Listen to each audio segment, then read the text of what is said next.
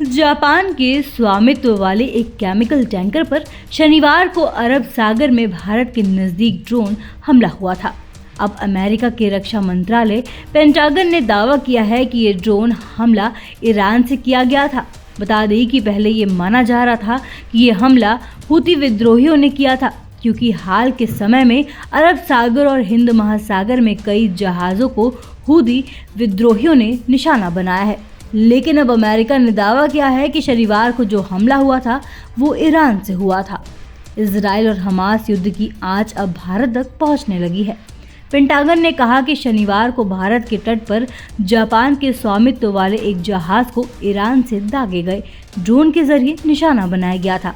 अभी तक लाल सागर में हूतियों की ओर से जहाज़ों को निशाना बनाया जा रहा था, लेकिन अब इस हमले में लाल सागर से अलग वाणिज्य शिपिंग के लिए नए खतरे का संकेत दिया गया है। यह हमला तब हुआ जब ईरान के समर्थन वाले हूती विद्रोही लाल सागर में जहाज़ों को ड्रोन और मिसाइलों से निशाना बना रहे हैं। पेंटागन के मुताबिक 2021 से ये वाणिज्य जहाज़ पर ईरान का 7वां हमला है।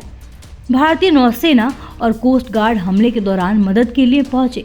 नौसेना के एक अधिकारी के मुताबिक एक विमान भेजा गया जिसने जहाज के ऊपर पहुंचकर उसकी और चालक दल की सुरक्षा स्थापित की।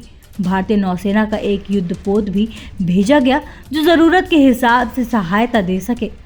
एक अमेरिकी अधिकारी के मुताबिक पिछले महीने हिंद महासागर में ईरान के इस्लामिक रेवोल्यूशनरी गार्ड कॉर्प्स ने एक कार्गो जहाज पर हमला किया था। 7 अक्टूबर को इजराइल पर हमास के हमले के बाद शुरू हुए युद्ध के विरोध में हूती विद्रोही जहाज़ों पर हमला कर रहे हैं। हूती विद्रोहियों का कहना है कि इजराइल से जुड़े जहाज़ों को वो निशाना बनाएंगे। वहीं शनिवार का हमला स्थानीय समय के मुताबिक सुबह 10 बजे हुआ।